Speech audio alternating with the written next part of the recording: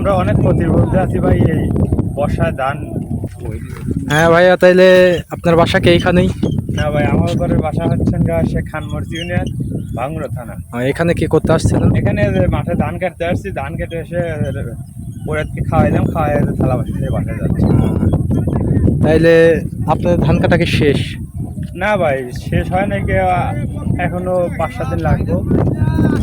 ধানগুলাকে আমরা অনেক ক্ষতির মধ্যে আছি ভাই। এই বর্ষায় ধান ডুবে যায় না। কিরকম ক্ষতি ভাই? অনেক বড় ক্ষতি হয়ে গেছে ভাই। ধান মানে বড় বড় গাছ হয়ে গেছে। ও, সেই ধান নিয়ে আমাদের খুব টেনশন হয়। ওসব ধানকে খাওয়া যাবে না নাকি?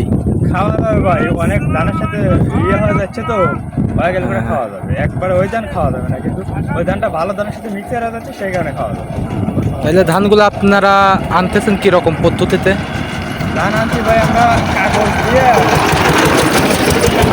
খাওয়া দেওয়ার পরে ওইটা ফুলে গেছে, ওইটা যেটাকে কাগজের নৌকা বলে। হ্যাঁ, কাগজের নৌকো। হ্যাঁ। তাইলে আপনি এখন বাসায় চলে যাচ্ছেন? হ্যাঁ ভাই, বাসায় চলে যাচ্ছি। আচ্ছা ঠিক আছে ভাই, তাইলে যান, ভালো থাকেন। ঠিক আছে, আচ্ছা। আবার আসবো ইনশাল্লাহ, আবার দেখা হবে।